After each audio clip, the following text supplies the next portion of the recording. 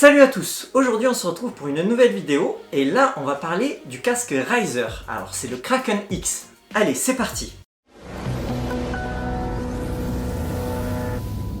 Salut Ruben, donc aujourd'hui on va parler du Razer Kraken X. Alors, il y a deux modèles effectivement, il y a un USB et il y a un normal qui est moins cher. Qui est un peu moins cher. Tu vas un petit peu nous parler de ce Razer. Alors moi je l'ai testé sur une console. Personnellement sur la console j'ai trouvé bon, mais pas incroyable, voilà. Je l'ai testé sur PS4 hier, puisqu'on joue, non c'était avant-hier, on jouait tous les deux en ligne.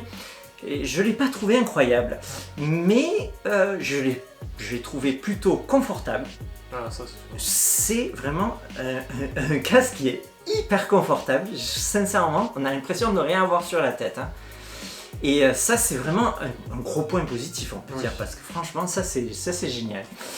J'ai trouvé quand même au niveau du son que c'était très correct. Oui. Voilà, c'est un son qui est très correct. Voilà, j'ai pas trouvé de choses désagréables, en tout cas, moi, franchement.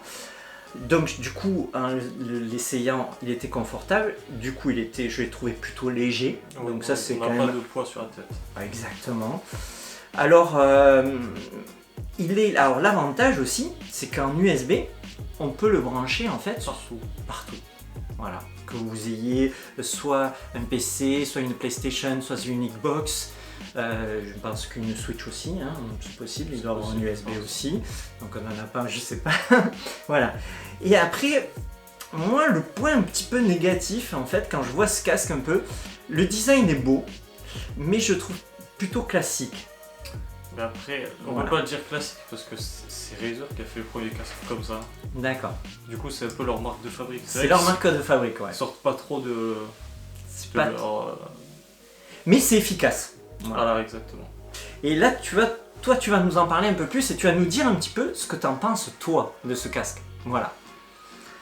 Alors, tout d'abord, je trouve que déjà le micro a un très bon son, ce qui est déjà super. Ouais.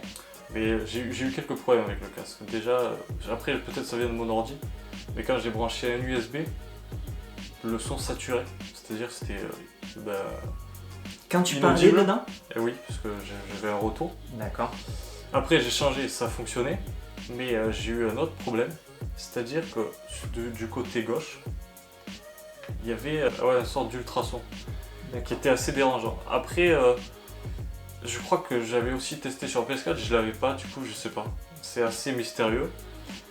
Alors moi de ce que j'ai regardé un petit peu parce que comme je le connais un peu moins bien que toi, j'ai un petit peu regardé des vidéos notamment sur ce casque pour en parler un peu.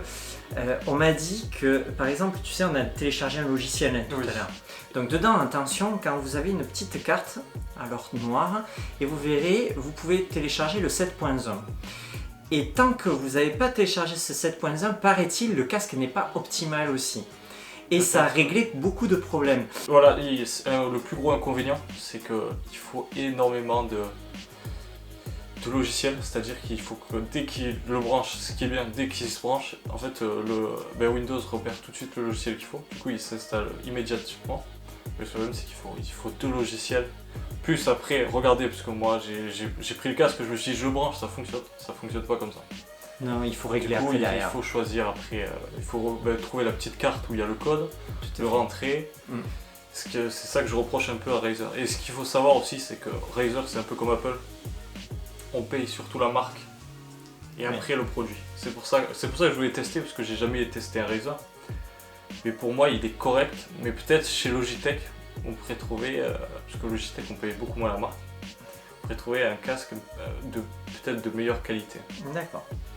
Alors, Logitech fait aussi des casques assez confortables. Mais celui-là, personnellement, je le trouve très confortable. Après, moi, je vais le garder, bien entendu. Après, en plus, il y a les petites LED sur le côté, personnalisables. Moi, je dirais que si vous l'utilisez, ne le prenez pas, par exemple, pour une PS4, pour une PlayStation, une Xbox. Je pense que vous serez... pas déçu, mais à la rigueur pour un casque un peu moins cher, fera le taf, il me semble. Parce qu'en plus le 7.1 ne marche pas sur les PlayStation ni sur les Xbox. Même sur la PS5. Alors sur la PS5 je sais pas, mais PS4 c'est sûr. Voilà. D'après ce que j'ai lu, ce que j'ai regardé comme je t'ai dit plusieurs tests, non ça fonctionnait pas. Par contre ça fonctionne, le 7.1 fonctionne bien sur PC. Voilà. Après c'est un casque surtout de streamer, ce qu'il faut se dire. C'est que vraiment c'est orienté gaming. Si vous voulez voilà. Un casque pour regarder des vidéos, c'est strictement inutile de mettre 80 balles dedans.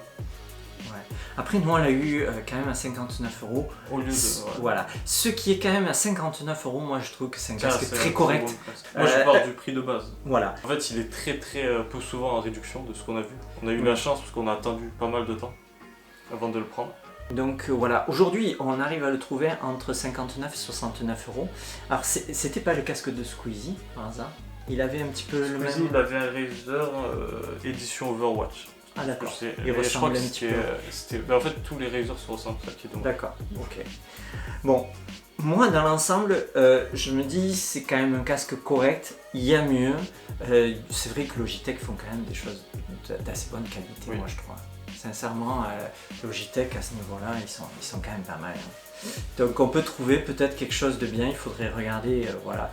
Mais dans l'ensemble, c'est quand même un casque qui est correct. On peut pas dire que c'est un mauvais casque, voilà. Surtout moi j'ai acheté Razer, mais en fait j'aime beaucoup ce design. C'est-à-dire que c'est vrai qu'ils ont des designs un peu particuliers, mais moi j'aime beaucoup avec en plus le logo. Je pense qu'ils ont fait tout, ils ont fait un produit de qualité. Hein. Ouais. Donc on vous a dit un petit peu ce qu'on pensait de ce casque. On est un peu mitigé. Alors, sur Twitter, peut-être on vous donnera des news parce que j'utiliserai de plus en plus. Là, j'ai pas eu énormément non plus de temps pour l'utiliser. Du coup, venez sur Twitter et dans 1 ou 2 semaines, on vous fera un second débrief ou dans la description. Effectivement, tu as créé ta chaîne Twitch. Ce que vous pouvez faire aussi, on vous mettra le lien dans la description de sa chaîne Twitch. Vous pouvez vous y abonner évidemment. Et finalement, tu vas pouvoir streamer avec ça et vous allez pouvoir voir un petit peu le rendu notamment du micro pour voir si ça vous convient. Et peut-être en évoluant, peut-être notre avis va évoluer dessus. Exactement, parce que j'ai pas eu beaucoup l'occasion de stream. Ouais, du coup, j'ai pas un avis très pointu là-dessus. J'ai juste en fait le retour de toutes les galères. Du coup, c'est peut-être pour ça que j'ai un avis mitigé, mais pas non plus fermé sur ce casque. Voilà. Mais on préfère vous dire voilà la vérité, ce qu'on a pensé, en tout cas, les problèmes qu'on a eu. Voilà, et les soucis qu'on a eu, comme ça vous permet d'avoir. Moi j'ai eu plutôt, de tous les tests, hein, je te dirais sincèrement, les gens étaient plutôt hyper positifs. Maintenant, c'est vrai que parfois, le son notamment, l'image, des choses comme ça, s'appréhende chacun. En fait, c'est comme les goûts et les couleurs, comme on dit. Il y en a qui aiment, il y en a qui n'aiment pas. Mais nous, on va vous dire un petit peu ce qu'on ressent. En tout cas, on n'est pas des professionnels, mais on vous dit ce qu'on ressent par rapport, par exemple, à un objet donné qu'on teste. Voilà.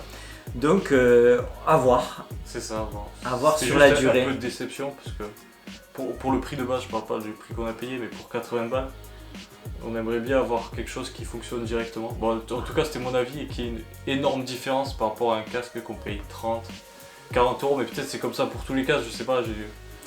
On a le Turtle, par exemple, le Turtle qu'on a notamment sur PS4, qu'on utilise sur PS4, finalement il fait le taf. Alors, il est à peu près à 30 €, 30-40 €, hein, je crois qu'il était à 40 €, on l'a payé 30 €, mais franchement ça suffit, moi je pense. Hein.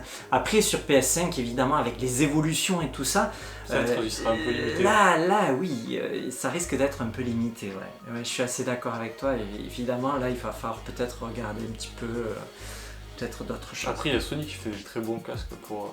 Voilà, mais attention, Sony en fait assez peu pour le gaming. Hein.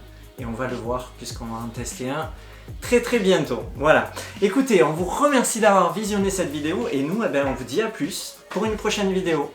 Allez, bye.